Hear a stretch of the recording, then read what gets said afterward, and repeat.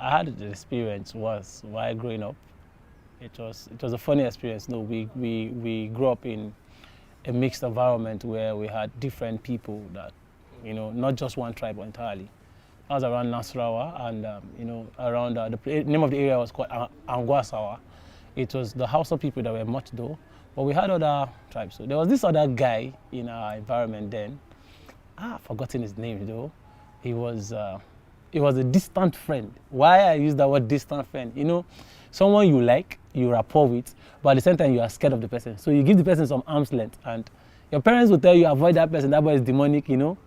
So how did it happen that we now come to conclusion that this guy is demonic? Was in my school then, in the area, very close to the area, it got to a point that they had it was more show of power. So my school father was one of the person that I know very well that had the show of power stuff.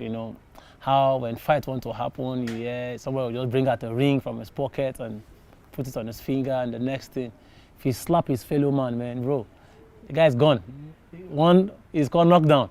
So this case scenario, my school had some guys that were very, very practical with this voodooism stuff, the African black magic stuff.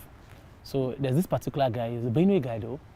His own just then was, if he wants to fight with you, he uses it as a form of making you scared. He'll just take off his clothes and fling it up. Like literally. You will see the clothes suspended, as if someone is holding it. So it creates this fear, in people. And this other guy that could actually knock you with a slap. That called slap. And you find yourself doing what you could not imagine. Things like eating grass, it was weird. So on this fateful day in school, Labor Day then, my school, it was on Friday, that was Labor Day. So something happened. This guy that stays in my area that I started with, that we were avoiding him because of our parents were saying we should avoid him, was his younger brother was in our school.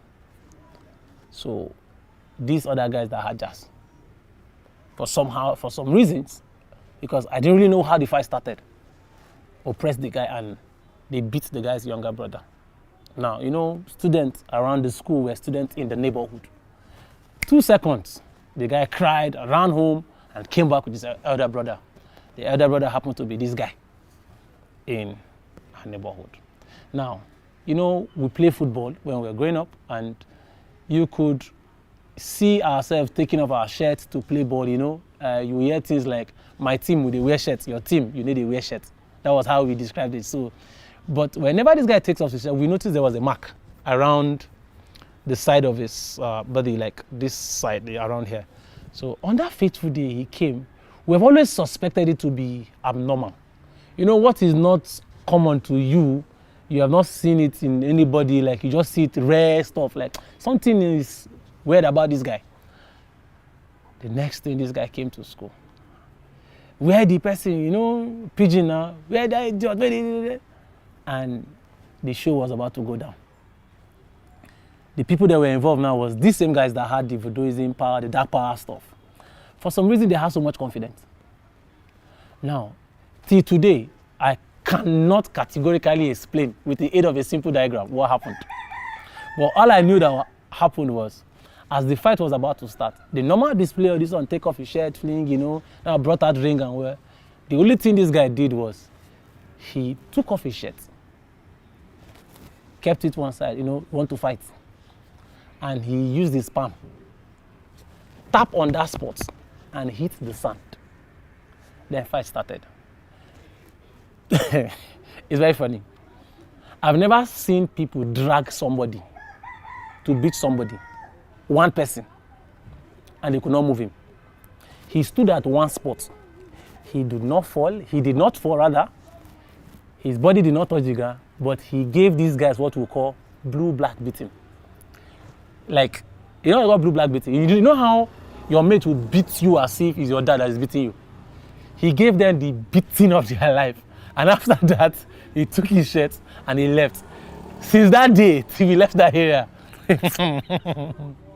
When you witness something, and it was like a film, like, I think it was like 2 times or 3 times, hit this place and hit the sun. Bro, yeah. The beating was weird, and we just believed that, bro, that is dark powers. Coupled to the fact that in the area we know him to be very weird, and him and his twin brother. You know, it's very rare to actually know that back then that a particular, should I say, tribe gives birth to twin. You know, twin are common in the Yoruba people, the Igbo people. You know, you hear things like Ejima, Taya, and Kende. But to hear that the Hausa tribe gave birth to twin, then when we were growing up, it was weird. And the guy was a twin, and they were weird.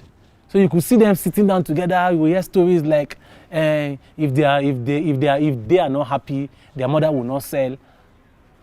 And you could literally see their mom, pampering them. And they were not the only child, you get. So the other ones that were even younger, nobody sent them. But for them, there were some special treatments that they had. So for that reason, bro, we just concluded that this guy is possessed. And he's not just possessed with dark powers of voodooism. Now him himself, voodooism. So that was the experience, bro.